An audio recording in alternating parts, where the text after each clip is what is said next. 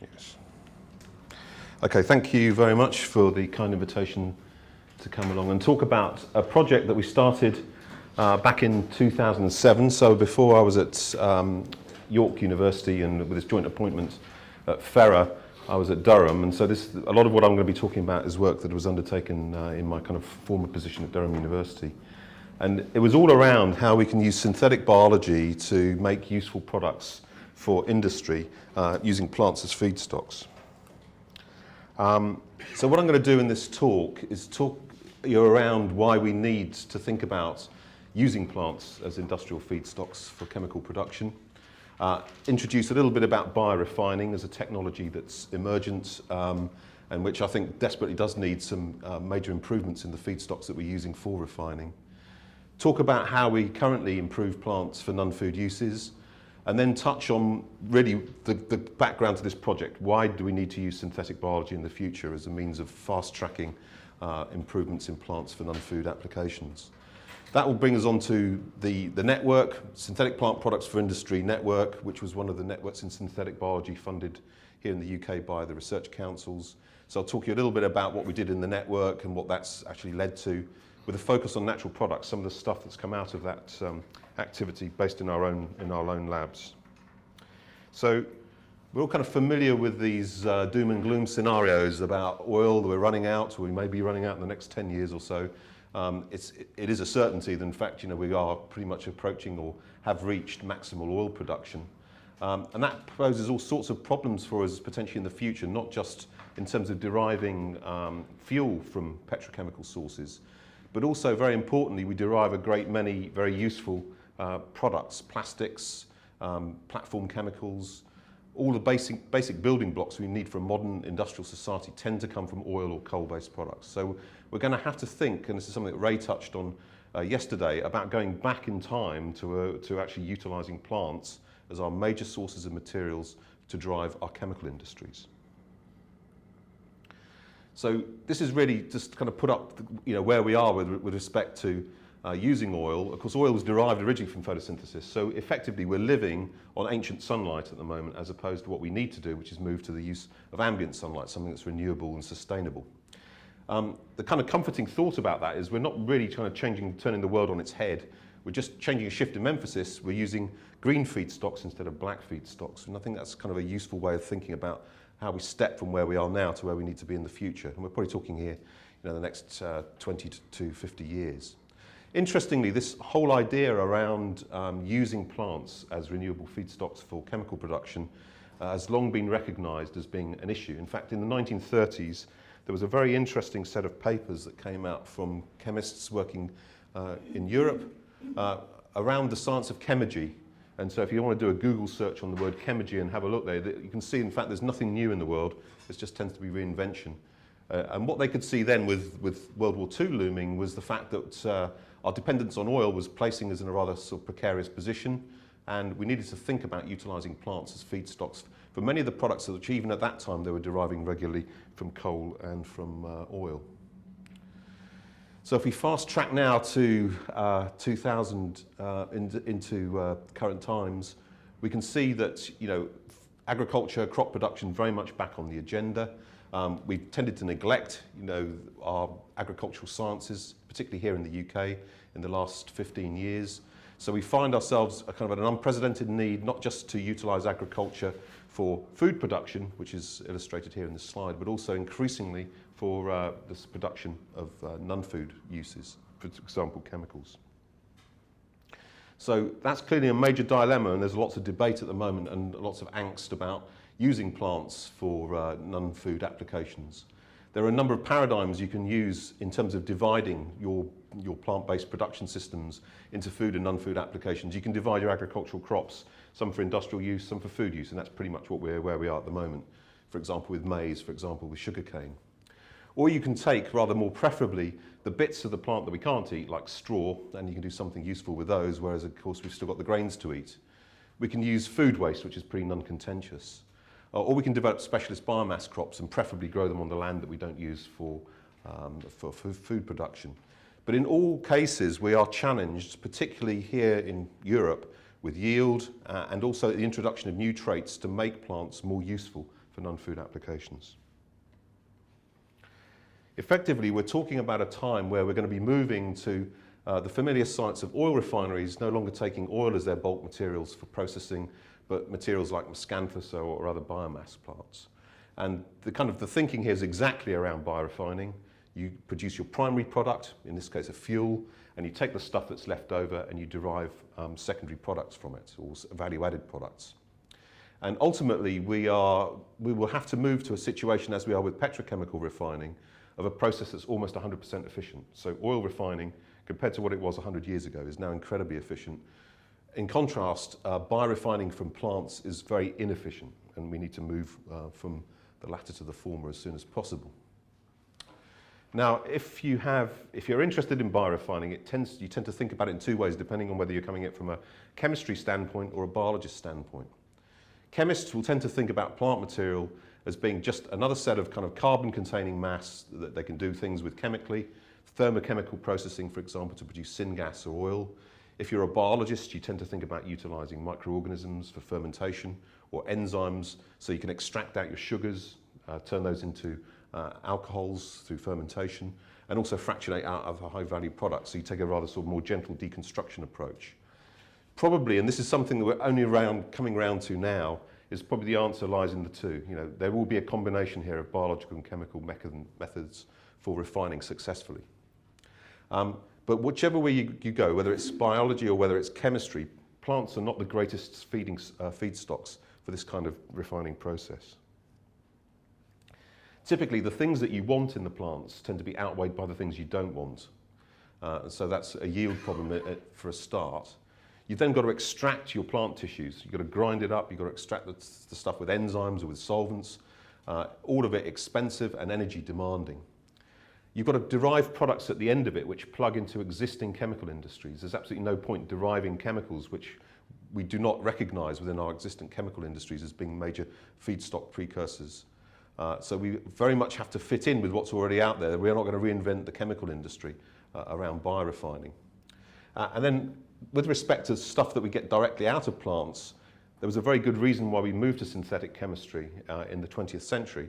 And that's because the products that in many cases were being produced through synthetic means were, in terms of performance, greatly superior to those we were getting from natural products. Now, of course, we can take plants and we can use all of the technologies that we've heard about yesterday afternoon to improve plants for non-food applications in much the same way that we can do for food applications. We can use marker-assisted breeding, we can use genetic modification, and there's some great success stories. Here's just a couple of them. The high-russic acid rapeseed, a big success story here in Europe for industrial applications.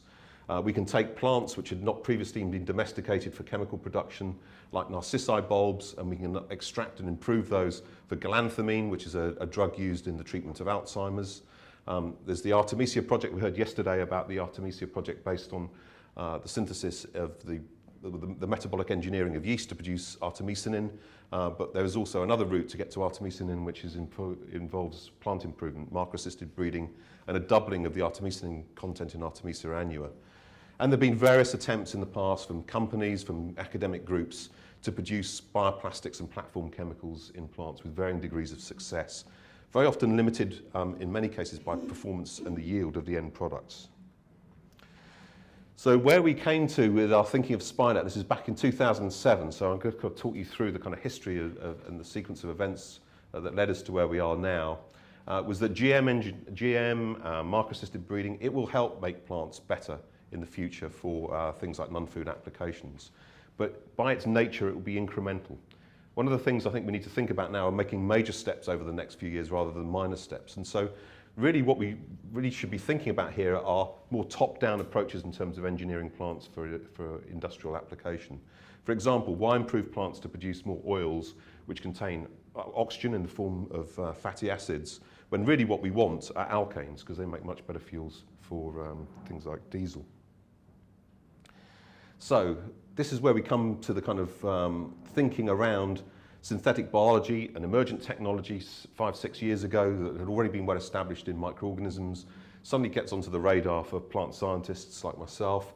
And you can see here potentially the application of directed design of plants to make industrial feedstocks as being a very valuable potential target for future application.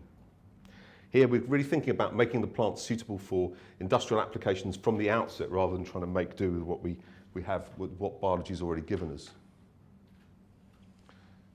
So we've heard about the artemisinin pathway in microbes. We know that we can also produce unusual compounds like diesel substitutes, alkanes, terpenes of various sorts mass-produced in bacteria.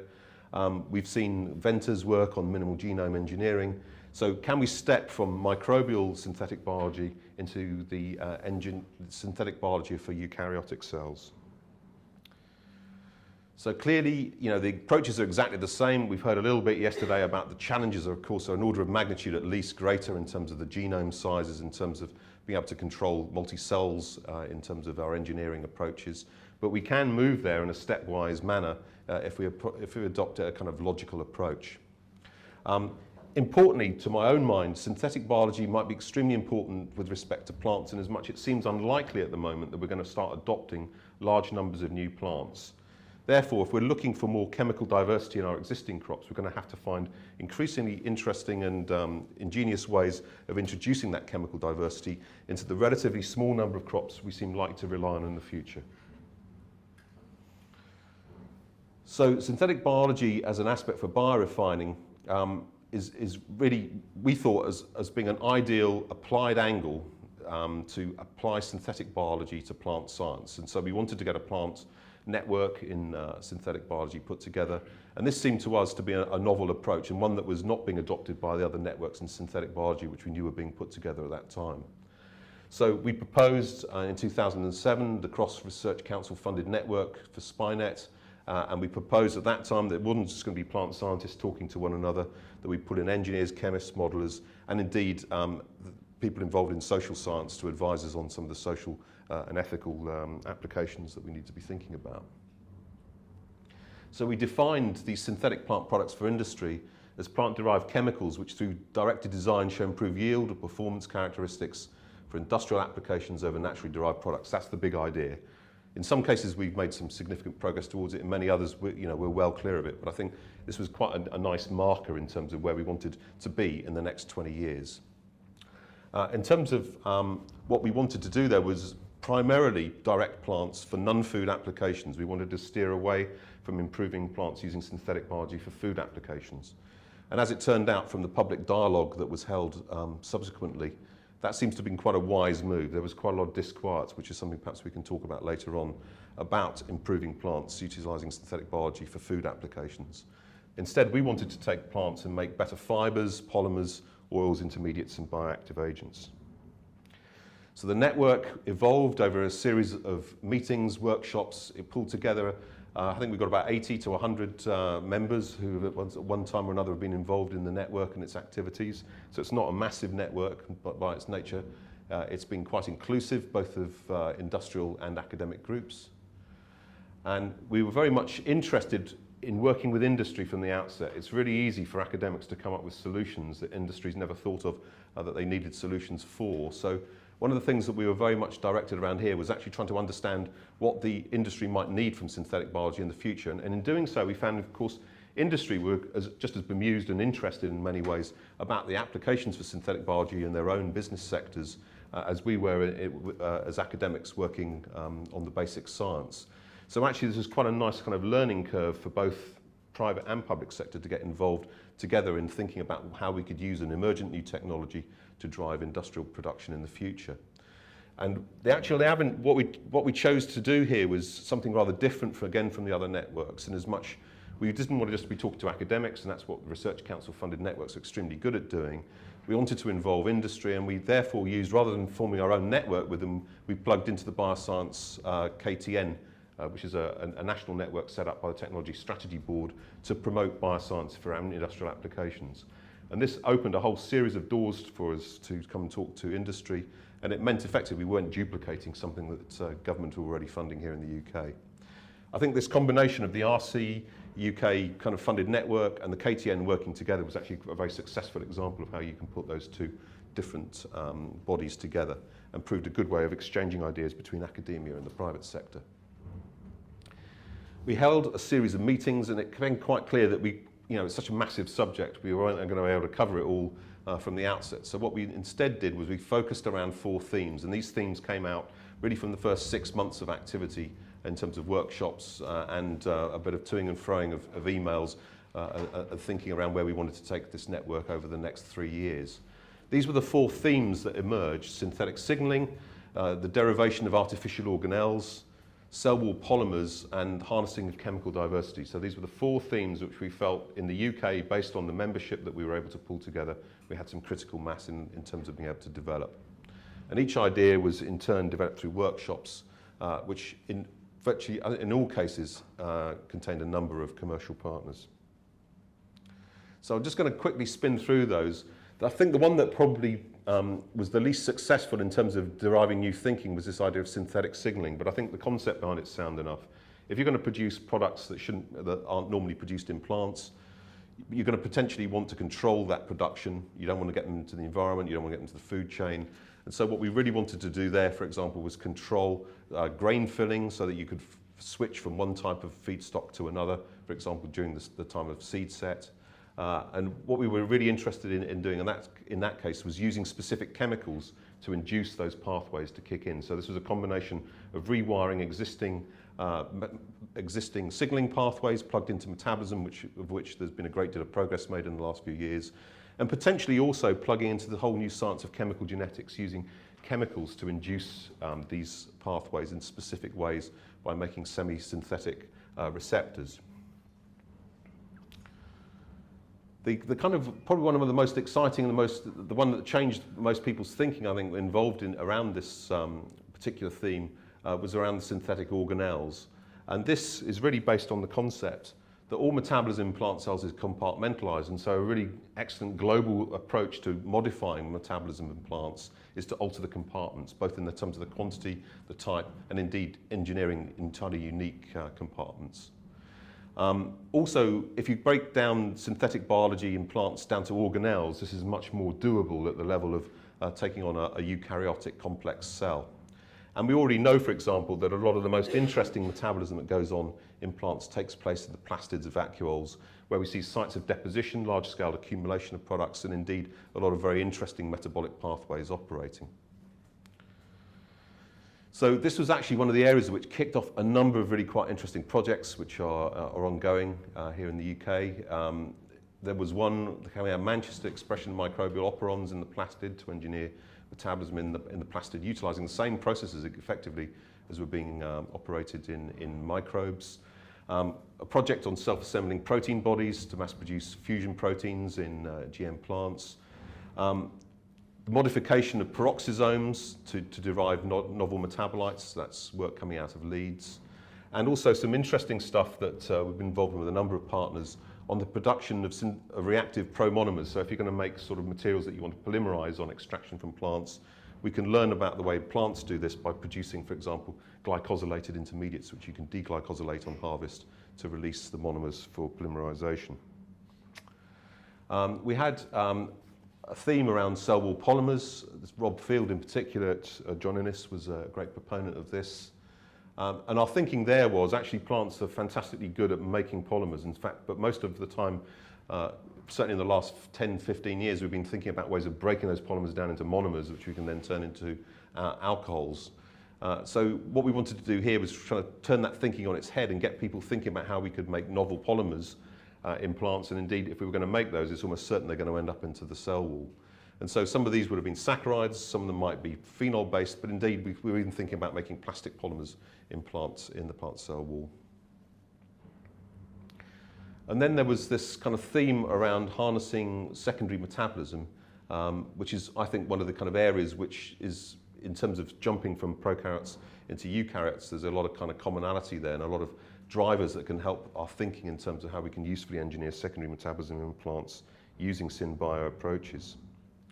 Plants are actually a pretty good target for this sort of approach. We know already that plants produce a great many more useful natural products in terms of turning into drugs than any other source from the natural world. About 25% of all registered pharmaceuticals either are or have their origins in plant-based products.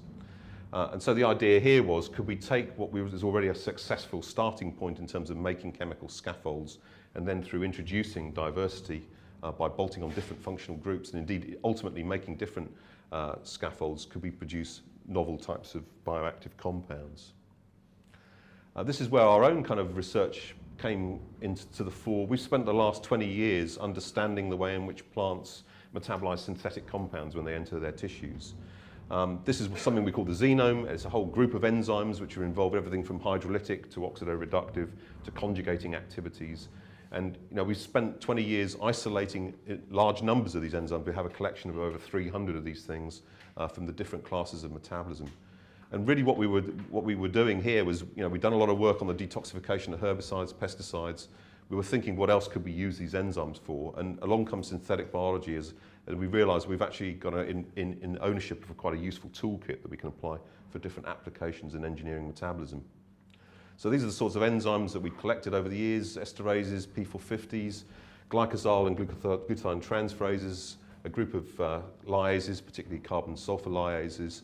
And we realized that with this toolkit, we could engineer both plants and microorganisms, typically yeast, but also bacteria, to carry out effectively the same transformation reactions that we were seeing in the plants in terms of xenome detoxification.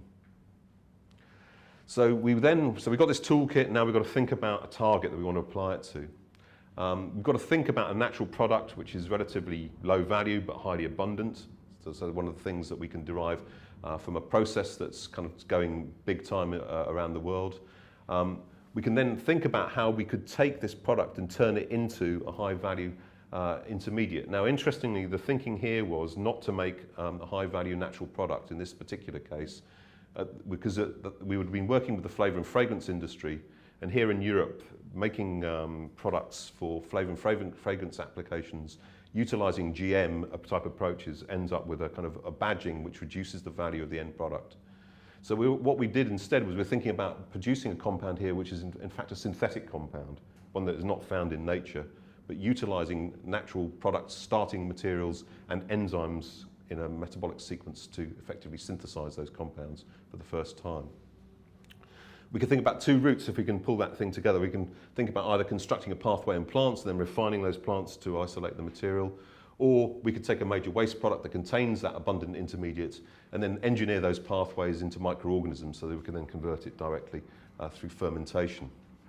At the time, our focus was really around the biofuels industry. Several major sites here in the UK had come online with respect to taking wheat grain and fermenting it into alcohol. But we also realised, of course, there are enormous industries already based around fermenting grains, typically barley. So we already had a ready feedstock, effectively, of the material that's left over following fermentation of barley or wheat grains into ethanol. Basically, the material that's left over at the end, as you might expect, is pretty much stripped clear of most of its fermentable sugars.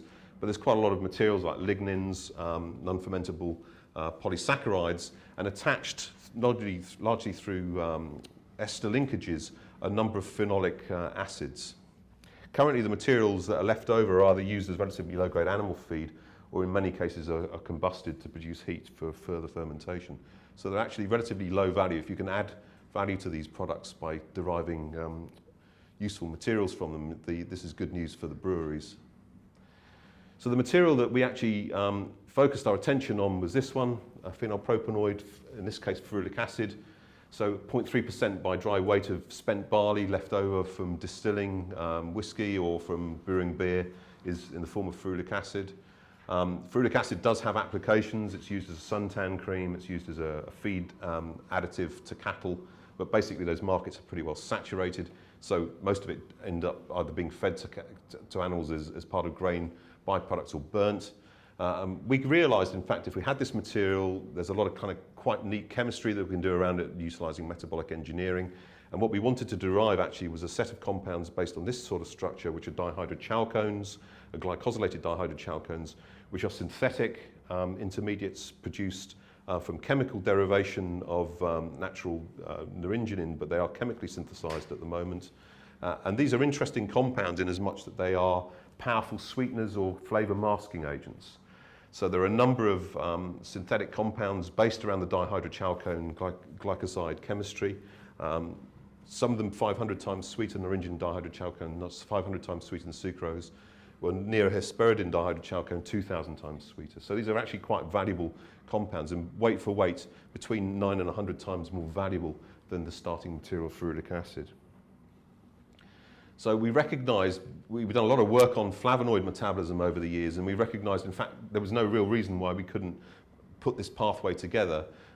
Effectively, for those of you familiar with the flavonoid biosynthesis, you take your phenylpropanoid, you activate the acid of it by forming a CoA ester, you then form a polyketide derivative utilising a chalcone synthase, and then you glycosylate it. So that would end up effectively with a glycosylated chalcone intermediate. Now we wanted to make a dihydrochalcone.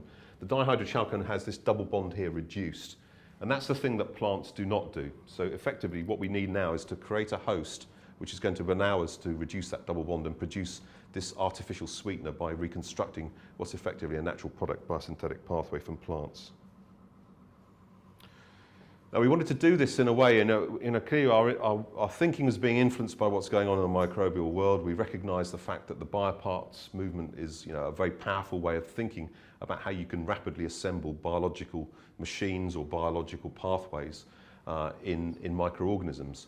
So we wanted something kind of similar for our own applications here of the metabolic engineering of secondary metabolism. The kind of criteria that we had here is it's got a system that works well in eukaryotes, something that's going to be able to allow us to add new components easily from our large sort of toolkit of detoxification and biotransforming enzymes. And in many cases, we need to express the different enzymes in different subcellular compartments. So these are not all soluble proteins. Some of them are required to go into membranes, for example. The technology that we adopted was one that had been described for some time, which is based around the 2A polyprotein technology, which is a way in which foot and mouth virus propagates itself in animal cells. And so what you've got here are series of coding sequences which are joined together using a linker sequence called the 2A polypeptide linker sequence, which effectively causes an interribosomal skip as it comes to translation from the ribosome. So you've got a polycistronic messenger RNA, and as it's chundering along the ribosome, the proteins just fall off or clip off at the end of their coding sequences by using this 2A linker sequence. And this system had been already widely used for the expression of a number of proteins in mammalian cells.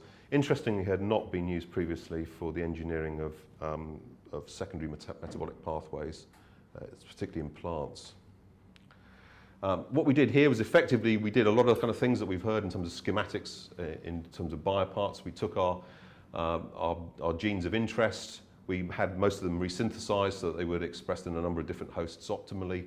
We put them into cassettes, and then we put them into assembly vectors, which enabled us to switch around the order in which these sequences could be reeled off in our polycistronic message in different combinations for reasons I'll come on to in just a couple of slides. And basically, having then got to that assembly vector stage, we can now put these into expression vectors which either work in yeast or they work in plants. Now, we'd already demonstrated before we started this the potential for the polyprotein technology in a parallel project that had been running looking at flavone C-Glycoside biosynthesis in plants. So these are an interesting biologically active set of molecules. They're produced in all of our major cereal plants, so they're kind of important for animal and human nutrition. And they're also present in a number of different medicinal plants, notably in rooibos tea.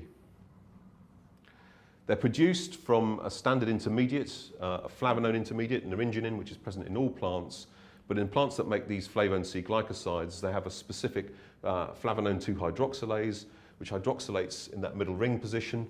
And that intermediate is then highly reactive with respect to C-glycosylation and will allow potentially two C-glycosides to be produced.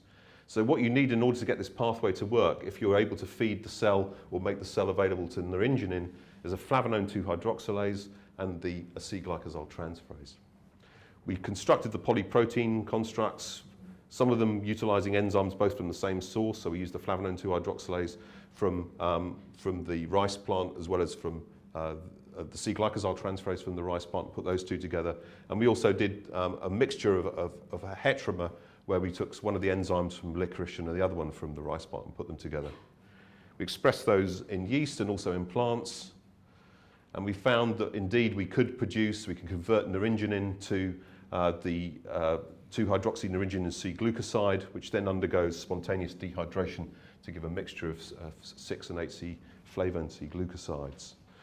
This was one of our early attempts, so we're here. This is actually a transformation system that we operated in yeast, producing about 10 mg per litre, but we're over 150 mg per litre now in terms of how we've taken that pathway to optimization.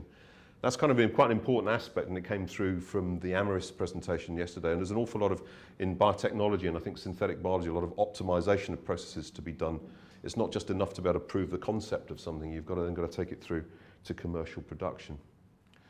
One of the important things that we found out through this scoping study with this smaller, simpler pathway was it was quite important to get the order of sequence of expression of those different enzymes linked together optimal.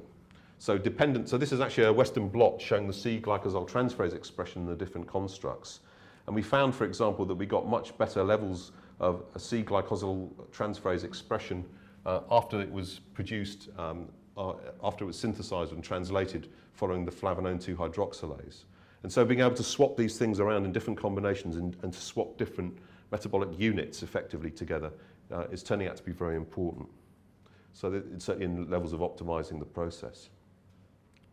So coming back to our metabolic pathway, what we've now managed to do is by utilizing yeast, we've identified a reductase that's able to reduce that double bond and form the dihydroderivatives.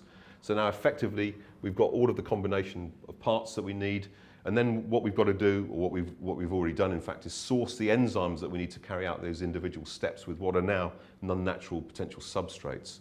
So, for example, we found one specific 4-coumaryl-CoA ligase, the isoform 1 from Arabidopsis, that's able to take a variety of different phenylpropanoids. And we found an unusual chalcone synthase from Hypericum, which is able to take the dihydroderivatives, which are now formed at this stage, into making the dihydrochalcone. So kind of coming to the end of the talk here, basically we've come up with this kind of approach in a modular system that can work on any phenylpropanoid. It can produce a whole variety of different products, including interesting intermediates. It can produce good products, new products with novel activities with good provenance. So we know this is quite a rich area of kind of combinatorial chemistry to be playing around in. And it's a method that works. It works particularly well in yeast, but we've also got it to work pretty well in plants, not to the level at which you could go anything like commercial.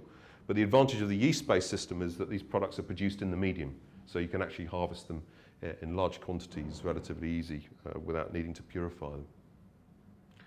So in terms of where we were with SPPI-net, that's one story that came out of the network. There are a number of others, some of whom are people in the room have been involved in some of those projects peripherally.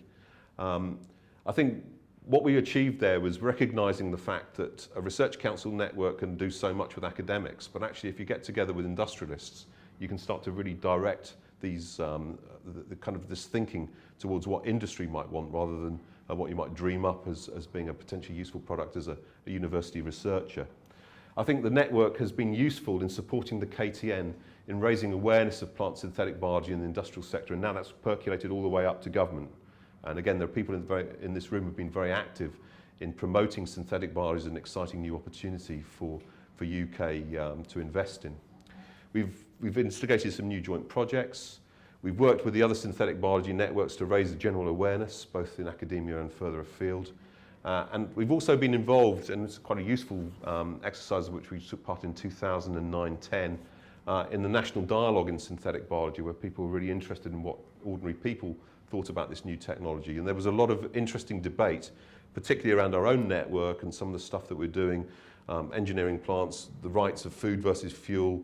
It reopened the whole GM debate, and I guess Joyce might be talking a little bit more about some of this thinking later on. But it was a useful platform, effectively, to get people thinking about where synthetic biology may be taking us in the future.